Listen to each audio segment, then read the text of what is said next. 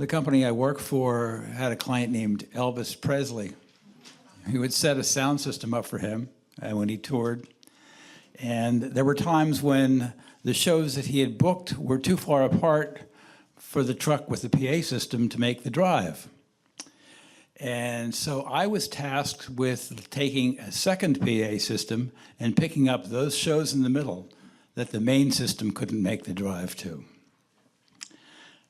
Now, as I said, this is about half a century ago, and so the folks in here that remember that little flood that was referenced earlier this evening might also remember this thing called the gas crisis. And we were in the thick of that at this point in time. But I had a Ryder truck, and if you had a Ryder truck, you could fuel up at any Ryder truck stop anytime you needed fuel. You didn't have to have an even or odd number day or the license plates that matched that. So I set off in the middle of the afternoon from Lidditz to drive to Murfreesboro, Tennessee, get a hotel, and be prepared to load in the morning for the 3 o'clock show with Elvis. I got to Richmond, fueled up in Richmond, and about 30 miles south of Richmond, the truck started slowing down. It slowed down to the point where I couldn't really get above 20 miles an hour without it like seeming like it was running out of gas. So I would slow down, but then it would run.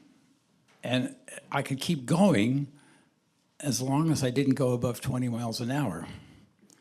So my drive turned into an all-nighter, plus some.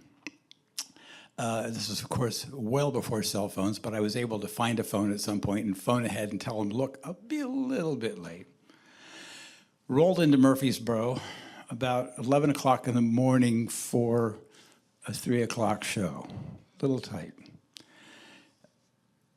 Was greeted and handed an orange juice by the Colonel Tom. And I told him about my ordeal, and then, of course, that was while the truck was being unloaded. As soon as the truck was unloaded, we got to setting up the PA. The PA, back in those days, we were putting them in the air, but we didn't have speakers that actually attached to a flying system. You had to have a big platform much larger than that table there. You set all the speakers on that, and then you had two motors that climbed a chain that was connected to the ceiling. And that's how we got the PA into the air. The show started. Elvis came on. The place went crazy, of course. We got, let's say, maybe 2/3 of the way through the show. And his backup singers were J.D. Sumner and the Stamps. And if there are any gospel music fans in here, I'm sure you'll be familiar with J.D.'s name. He's legendary as one of the best bass singers in the history of gospel music. And J.D. and the Stamps were featured as part of the show.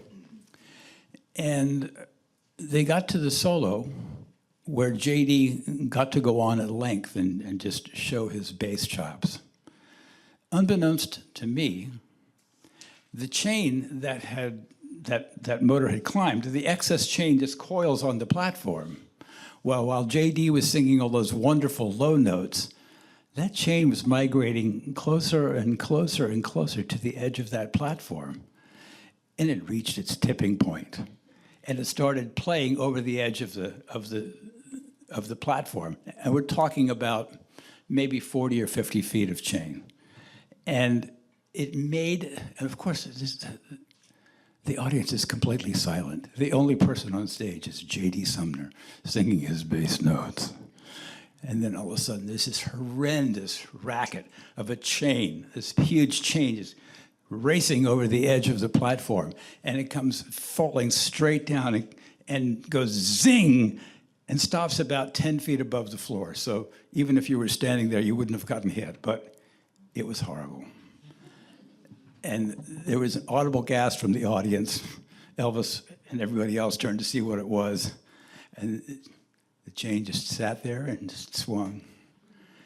And the show went on, but what a tipping point.